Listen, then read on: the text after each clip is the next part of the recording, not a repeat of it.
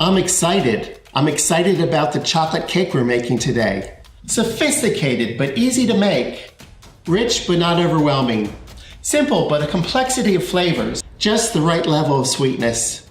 A subtle dessert that lets you show off just a little bit. Simple to make with 7 ingredients, 6 if you don't count the salt.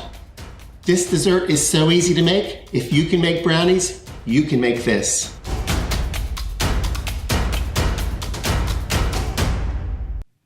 The magic of this dessert, just the right ratio of unsweetened chocolate and bittersweet chocolate. There are many pastry chefs and chocolatiers that have devoted their entire careers to working with chocolate. They've written some great books. I suggest you take advantage of them. From Pierre Hermé.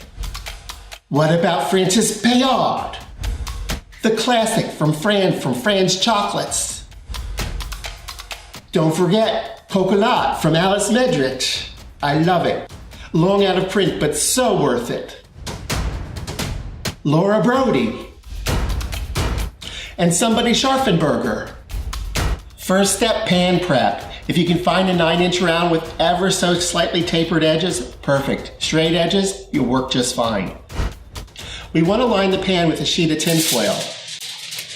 Smooth the foil out inside the pan, or just crumple it up and toss it in.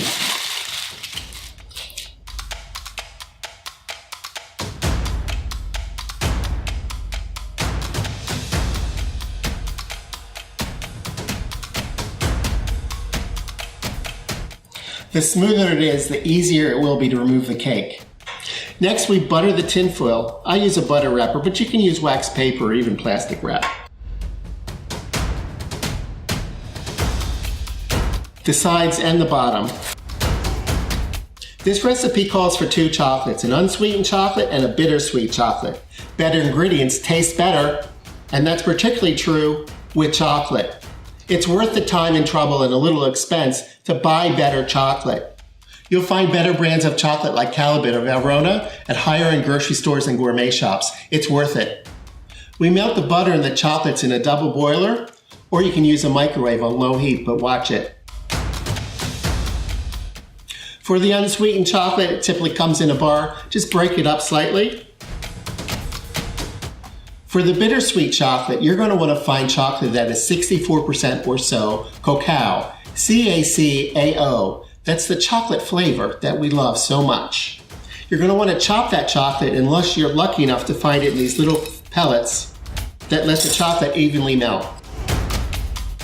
Onto a pot over simmering water. You don't want the water to touch the bottom of the bowl. Just stir until it's completely melted.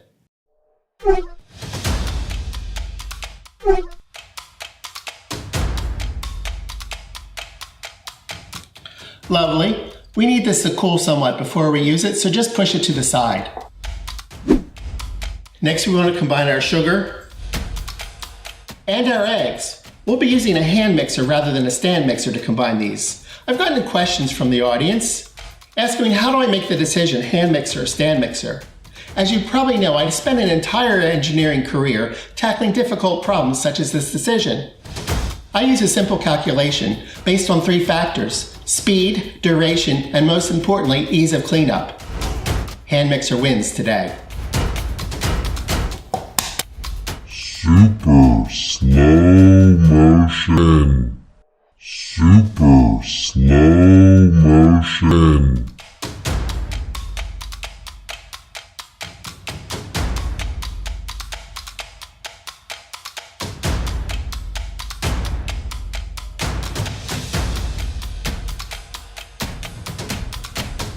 Just a minute or so to fully incorporate and lighten the mixture. We combine the chocolate. It's still warm but not hot.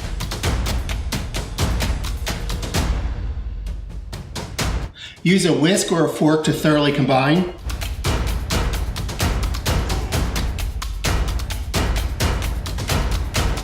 We stir in the flour and salt that I've sifted together. We want to sift to remove any lumps.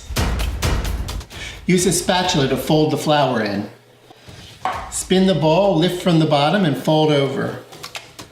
Spin the ball, lift from the bottom and fold over. You want to just incorporate this because we don't want gluten to form because we want a soft and tender crumb. And finally, we want to fill our pan. Spread the batter across the pan, pushing it down to get the corners.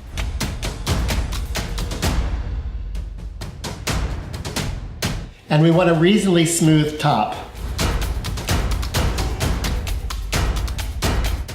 Into the oven for about 25 to 30 minutes. About halfway through, we want to spin the pan to make sure it's evenly baked. And you know it's fully baked when there's a crust on top and you see the first crack or two.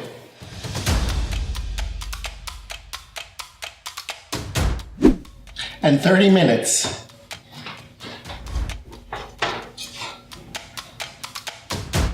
The cake's firm, and there's a couple cracks that have just begun to form. Let's let it cool completely. The cake's cooled completely, time to put it on a serving plate. Typically, I use a nice round cake plate, but today I'm just going to put it on a larger white platter. It'll show off the deep dark chocolate. First, we want to unfurl any of the tin foil that's got tucked under the edge of the lip of the cake pan. We'll make it easier to get it out in a moment. Flip your tray, your cake plate on top of the cake pan and flip it over. Simply lift off the pan. There's no way it's going to stick because it's entirely covered by tin foil. And then gently pull up the foil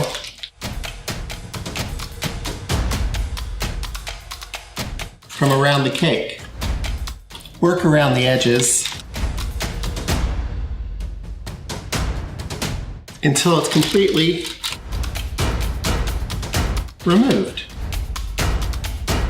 And we have a wonderfully dark chocolate cake waiting to be cut and eaten. Let's cut and arrange these pieces.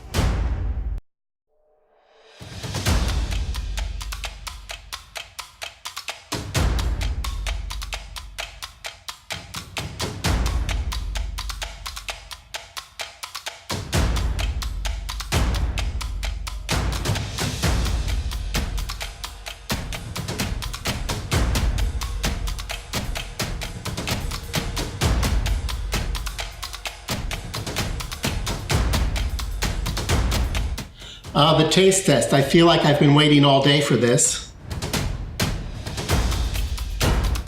Very pretty. I love the way it looks. The powdered sugar really adds a little class to it.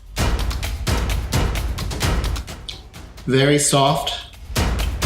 Take a look. It's full of, looks fudgy and rich.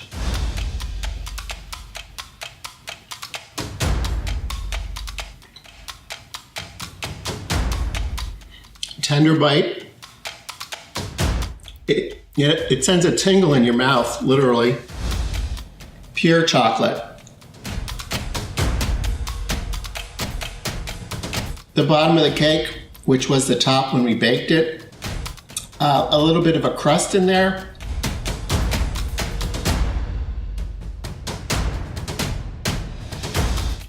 No sugar rush. Very soft cake between the butter and the chocolate. It really dissolves in your mouth and melts.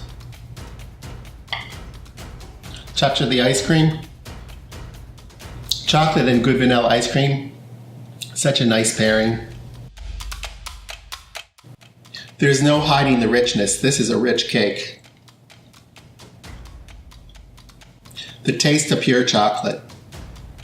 And this was a very easy recipe to make, as easy as any brownie. As a matter of fact, rather than using a 9-inch round pan, if we used the square 8-inch pan and threw our piece of tin foil in and buttered it,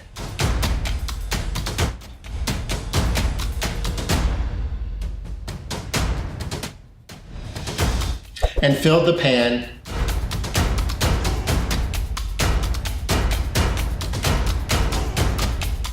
and put it in the oven and took it out after 25 to 30 minutes, right after the first cracks formed.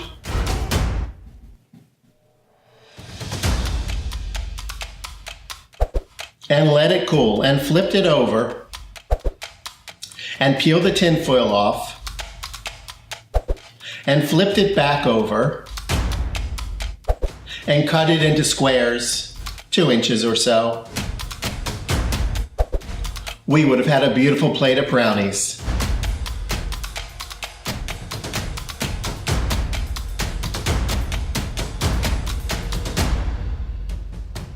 And somehow these would have ended up being the best brownies you've ever eaten.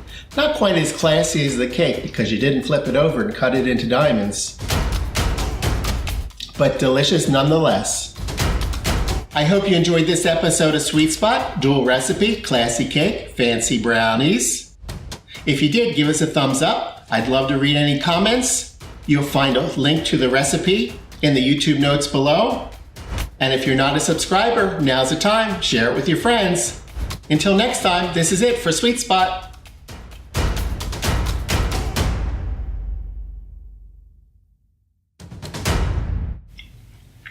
Lights, camera.